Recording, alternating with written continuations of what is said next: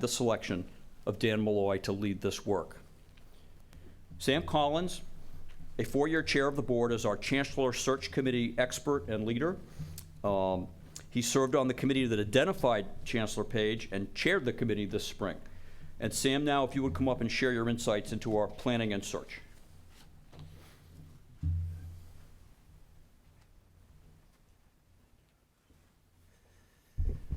Thank you, Jim. You certainly use the word expert loosely. The most important task for a university board of trustees is to select the best leader to inspire, motivate, and encourage the team to fully engage with the defined vision for the university system. Successful outcomes are often linked to the ability of the leader, and finding the best leaders for sustainable progress requires a carefully crafted succession strategy. The stakes for delivering value for the students and Maine taxpayers are high as we are in the middle of our pioneering reform. An ever-evolving and highly competitive higher education system dictates that we move quickly to ensure that we are here to provide for tomorrow's Mainers. Our demographic and financial restrictions propel the system and the present and future leaders to act decisively in reforming our delivery system of higher education. With Chancellor Page's leadership, we restored the financial stability of the system and achieved a nation-leading commitment to affordability for Maine students and their families. The Chancellor's One University approach focused all system resources to educate and support Maine's families, businesses, and communities. Now, our public higher education system has greater capacity to deliver responsive, statewide leadership necessary to develop our human capital. The coordination of research and investment is resulting in discoveries that advantages and promotes growth for our students, employees, and employers. This provides new opportunities to work across the institutions to pursue and support expansion in new sectors of the economy. Understanding the significant role of workforce development, our universities are leading the state response to the nursing cliff. We pledge to double nursing enrollment over the next 5 years with investments and program expansions across multiple campuses. We have a fiduciary responsibility to continue our forward momentum and seek a new leader to build upon this substantial foundation. The succession plan the board and Chancellor Page developed to find such a leader, including the establishment of a strong team of reform and service-focused system and campus leaders, a significant demonstration of public support, and corresponding investment in the institutions and the development of the multi-year declaration of strategic priorities that expands and extends the one university concept and expedites educational reform in Maine over the next 5 years. With board approval of the Declaration of Strategic Priorities in December, we launched our national search for the right leader to continue our progress and fully realize the One University promise for Maine and its students. The board charged the search committee with identifying candidates for consideration with characteristics, qualifications, and competencies in executive and strategic leadership, a commitment to higher education, as well as a proven capacity for communications and advocacy. I'm pleased to report that the committee has delivered on the charge with a candidate that also has a proven track record of being a fearless change agent. Dan Malloy has led complex public sector change initiatives as mayor to the city of Stamford, Connecticut, and 2-term governor of Connecticut. His time in public service has included a focus on education leadership, improvement, investment, and reform. The work has included the creation of a new Board of Regents governing body for the state college and universities, spearheaded by Governor Malloy's administration. The results were improved outcomes for students and efficiencies to the benefit of faculty and staff. Historic bipartisan education reforms passed in 2012 led to the highest school graduation rates in Connecticut's history, as well as record high test scores in some areas.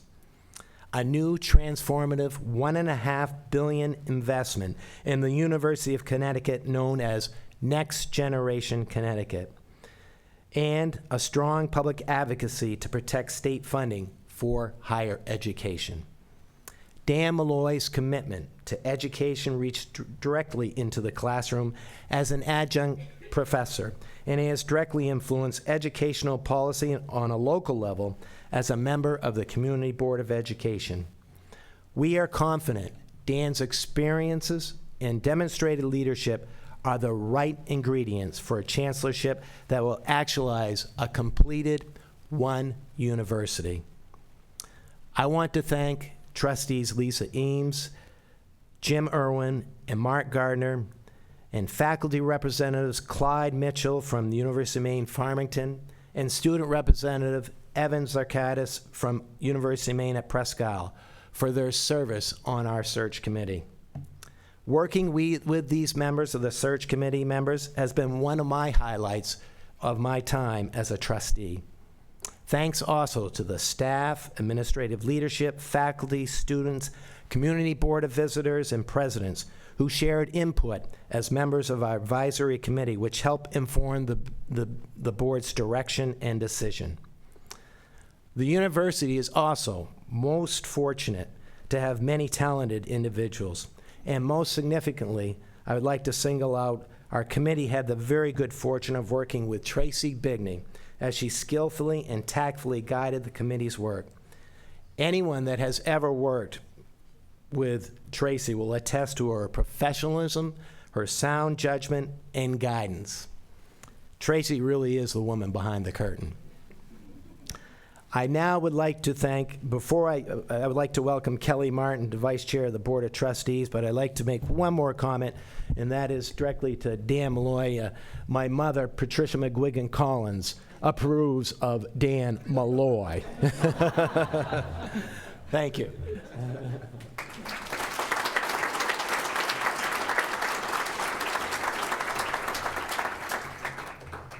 Thank you, Sam. Like all board members, I am incredibly honored to serve the people of Maine, our students, and our universities as a trustee. The one thing I like most about my service is having the chance to talk with our faculty and experience their passion for their scholarship, and to learn about their research, and to see how they impact the lives of our students. There's a similar dedication among our staff and campus leaders. Our university community does amazing things for the people of Maine, and I am grateful to be a part of this rewarding work. Chancellor Page has been leading this remarkable community for the last 7 years, showing us all how much more we can do when we work together and remain focused on the success of Maine people. Our focus on affordability, for example, has created some tough choices and changes on campuses, but the payoff for our students and their families is really adding up. Student debt has dropped $32 per credit hour over the last 5 years, while gift aid has grown $46 per credit hour. That is a financial aid savings of $9,300 for a typical 4-year degree. We can be proud of that. We can also be proud of the ways we are supporting Maine's local schools.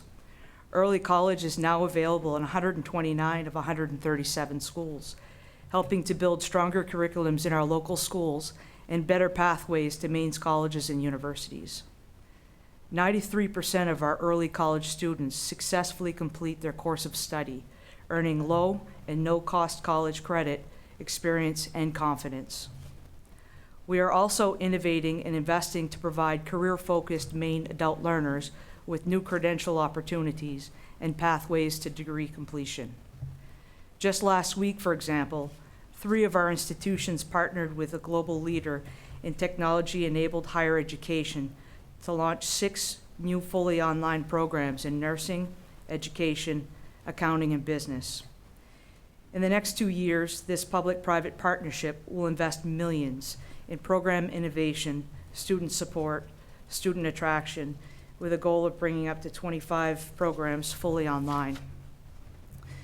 This progress foreshadows the ultimate promise of one university and the essential role that public higher education must play in preparing all Mainers for life and leadership in our communities, especially in our rural Maine communities.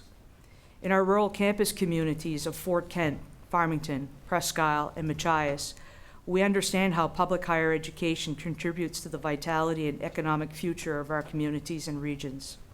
Our campuses are anchor institutions, and many area residents and organizations are engaged members in the university communities. Fully realized, the promise of one university is not a physical campus in every Maine community, but an integration of university programs, services, and support across every economic sector and every region of our state. The cooperative extension at the University of Maine is a fine example of this. Our team at the extension has been putting university research and resources to work in homes, schools, businesses, farms, and communities across Maine for more than a century.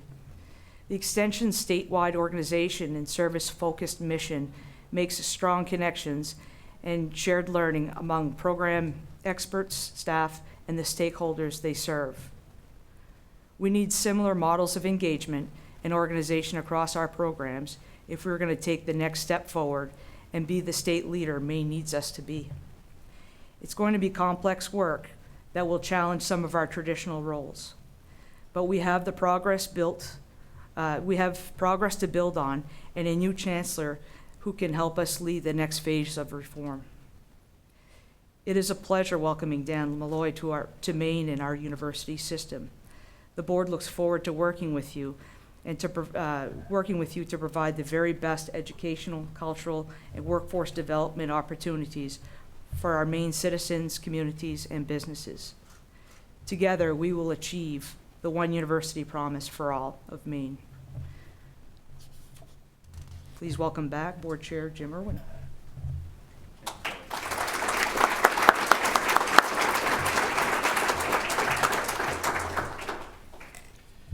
Thank you, Kelly, very much.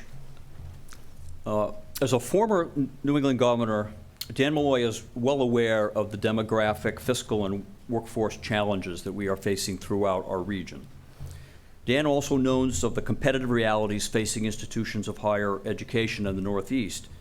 He's kindly agreed that the flagship match billboards on the highways around Hartford, offering UMaine attendance for the in-state cost of UConn, are going to be water under the bridge.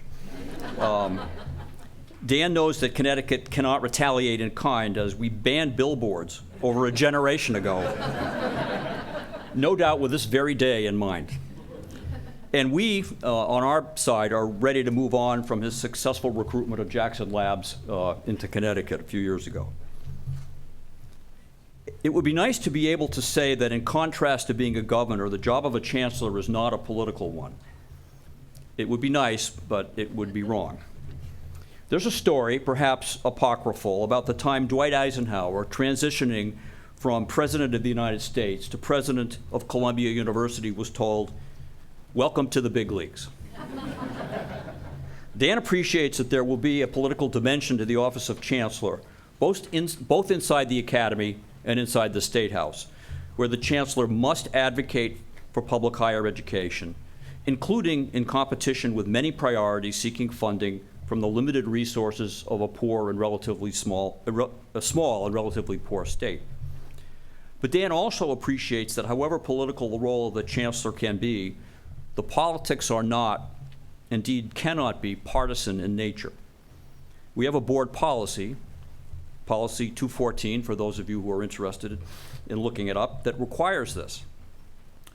For any who may be concerned about a leader with a partisan political background for this role, we think Dan will be able to deploy his skills and experience as a public leader to our great advantage, while fully embracing the nonpartisan nature of his position. As my board colleagues have shared, we have come a long way over the last 7 years, positioning public higher education in Maine to provide a level of service and leadership that rises to the challenges of our times. We owe a great thanks to Jim Page for his higher education leadership, vision, and state service. He and Dan are already planning significant time together in June to make the transition as smooth as possible. I can think of no better expression of appreciation for Jim and his work than a commitment to continue down the path that he has envisioned for public higher education in Maine. The strategic priorities of the board that the board adopted in December and the selection of Dan Malloy as our next chancellor are clear indications of the board's resolve to expedite our transition to one university and all the potential that it brings. The unfortunate reality is that we do not have enough Mainers working through our state high schools and colleges to meet employer needs for skilled workers. Within that diminishing pipeline, we also have an acute crisis among young men who seek post-secondary education, at least in our public systems, at only 2/3 the rate of young women. We need to maximize the number who attain some level of post-secondary credential. Making more of what we teach directly connected to a job is a top priority. Building the size and skills of Maine's workforce must also include reaching Mainers traditionally underserved by higher education, lifting their Maine career aspirations, and committing the state's public education resources to their lifelong success. Expanding our reach into this group of learners is also a top priority. We must continuously include new approaches to what we teach and how we teach it to meet the competitive challenges of today's higher education marketplace. A University of Maine system degree should be known far and wide to mean employable. This, too, is a top priority. Now, these three priorities are at the core of the vision articulated in the board's strategic declaration, which is for a student-first, employer-engaged, efficient, and cost-effective continuum of public education that provides Maine people with access to flexible, relevant 21st century learning from early childhood to retirement. This is how we must connect all our learners to their futures as workers and as citizens. This is the core of the next chancellor's responsibility. These priorities must determine how we organize, how we allocate precious state resources, and what and how we teach. Now, this challenge is not just for the universities within our system. If public education is to be effective along its entire continuum, all of its components must organize to achieve the key outcomes for which they are primarily responsible and align with each other for the seamless flow of students and services. Let me just give one example from within our system. As I've noted multiple times over the last 6 months, the time of 7 separate and autonomous universities is over. That structure places an unfair burden on our small campuses to remain independently accredited when both our demographics and the marketplace are making it increasingly harder for them to do so. That structure also greatly limits our institution's ability to collaborate with cross-campus programming without running afoul of our accreditors. Yet, if we are to make student needs our primary driver, if we are to generate the workforce our state so desperately needs, we must both maintain our rural campuses and make our programs available to any student, anywhere.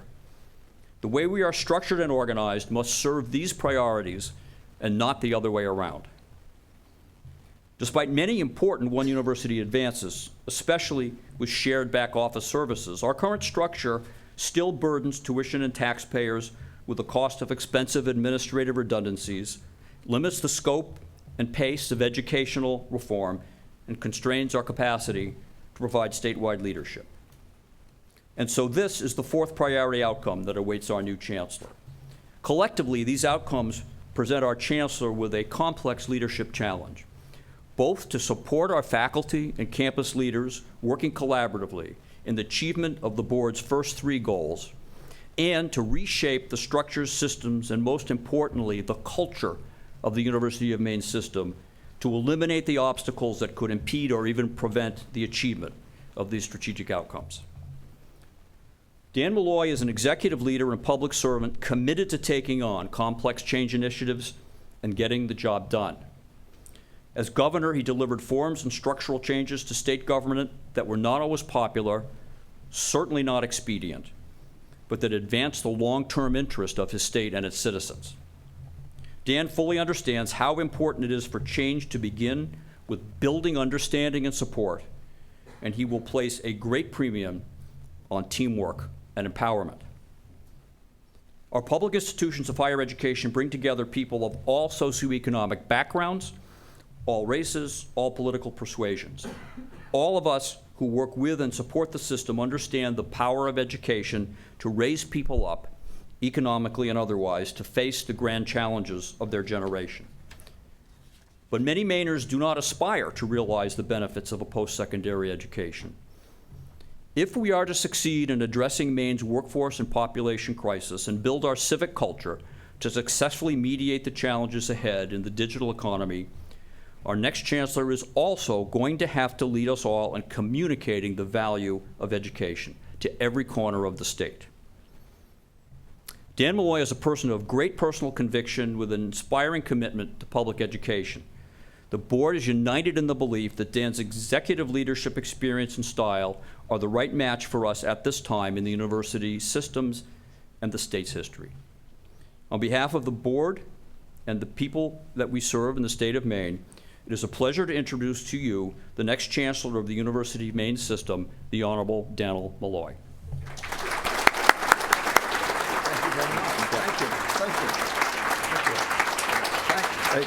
Thank you.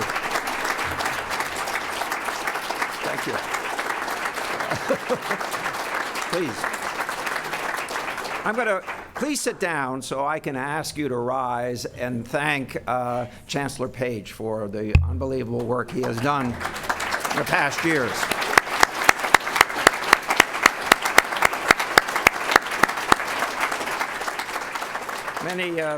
Many thanks to Chair Irwin and Trustees Martin and Collins and the entire Board of Trustees for the opportunity that they've allowed me to have to serve Maine and its students.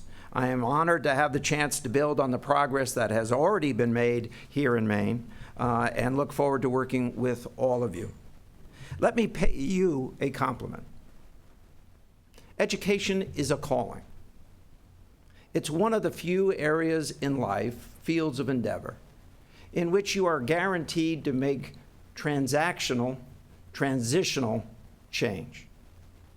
The idea of education is that you're not only affecting the young man or the young woman or middle-aged man or middle-aged woman in the educative process, but you're actually changing permanently the projection of that family for generations to come.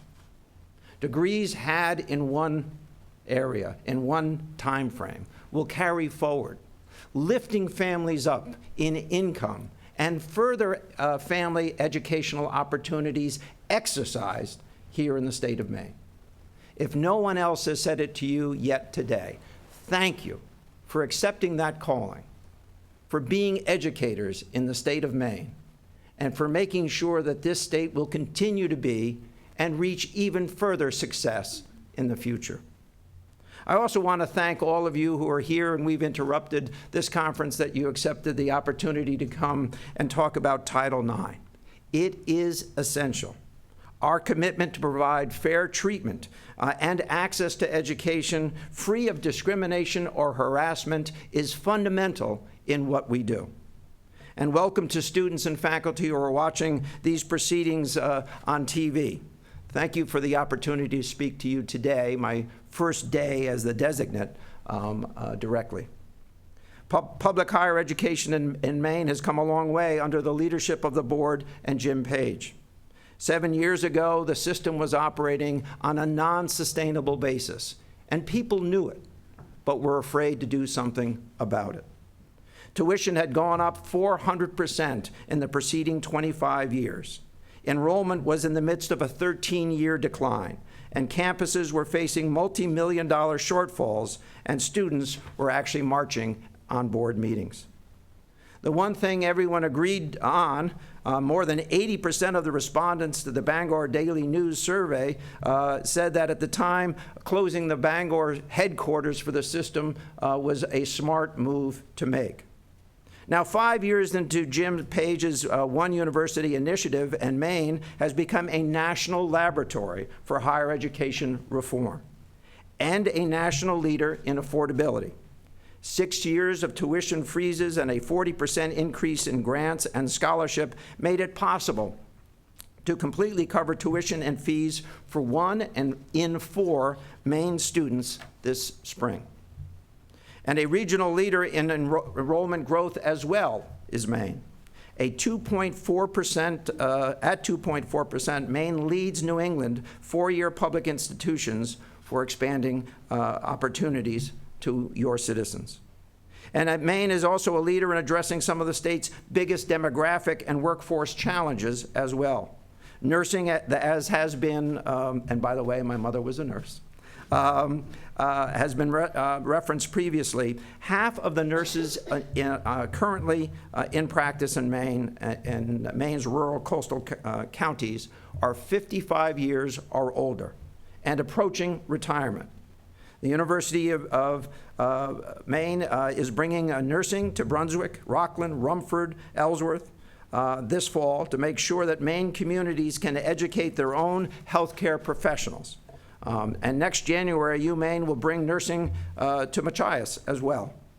As we have heard today, it is no surprise that the board is so intent on continuing the momentum achieved at Maine's public universities under Jim Page. So I am honored and eager to have the chance to continue the progress of such a visionary leader and be dedicated myself to the success of Maine as a public servant. My mother instilled in me on a daily basis that we shared this earth together, that I had an obligation to leave the world a better place for my having lived in it. I was drawn to electoral politics not for the winning and the losing, but for being able to do things, to serve people, and to have accomplishments on behalf of people. In Connecticut, we put together a great team and made progress on tough issues that a lot of my predecessors had, quite frankly, avoided. We paid off many of the debts of prior administrations and kept for the first time our promise to properly fund pensions, first time in our history. We worked with our partners in state bargaining units to reach agreements that ultimately saved somewhere between $40 and $45 billion. We put money away for rainy days, invested in the technologies that made government better and more efficient, and we reduced the size of state government, executive state government, by 13%. It was not easy. It was not always popular, but it was a job to be gotten done. They were goals that needed to be reached. But I should also tell you that we created well over 100,000 private sector jobs, and that we ended one of only 2 states to end chronic homelessness in the United States. That doesn't mean that someone will not become homeless, but it means that there is a way back from that homelessness. We reduced violent crime to 50-year lows, and we reduced recidivism of those individuals coming out of prison. We closed prisons. We took some of that money and invested it in education for previous prisoners as well. We invested in transportation. We created new and preserved other housing units totaling in excess of 24,000 units. And we built strong partnerships with our employers. And we prioritized public higher education, establishing, as has previously been said, the Regent system, bringing 17 community colleges and state universities together to improve services and to allow for savings. We secured more funding for our flagship university, the University of Connecticut, 2 projects alone totaling $2.3 billion in bioscience and engineering. We increased the size of our engineering program by 70%. And we did that in 4 years. We built stronger connections to our employers, adding advanced manufacturing centers to prepare a more highly skilled workforce, and we increased apprenticeships by 40%. Connecticut today leads the nation in the percentage of individuals in apprenticeships of all 50 states.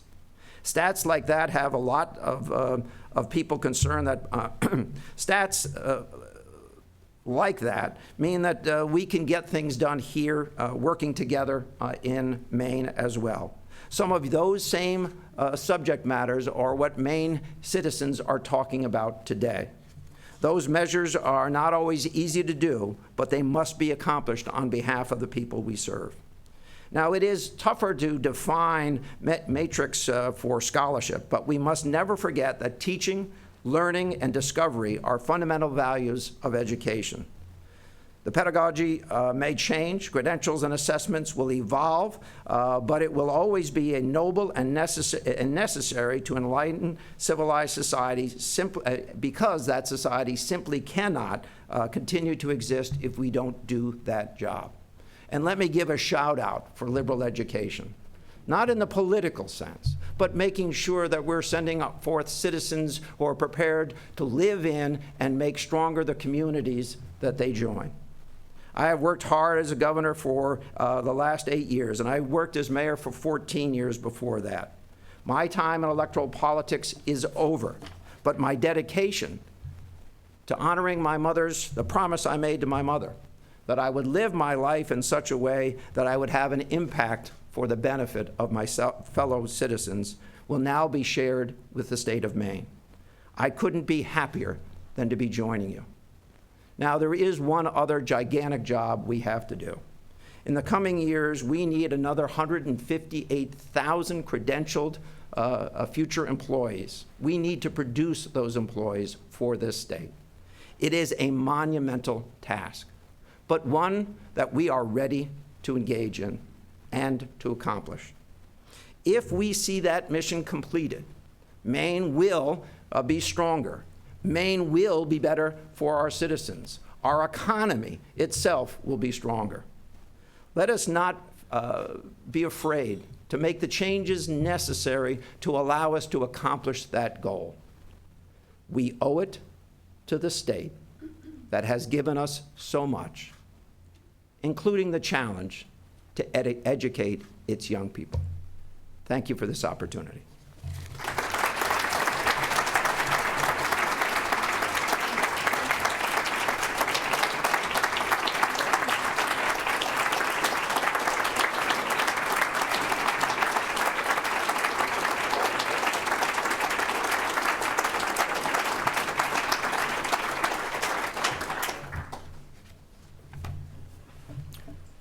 That concludes our ceremony. Thank you all very, very much. Again, thanks to those of you here for the Title IX training, which is pretty much everybody, for making this time available in your schedule. We greatly appreciate it.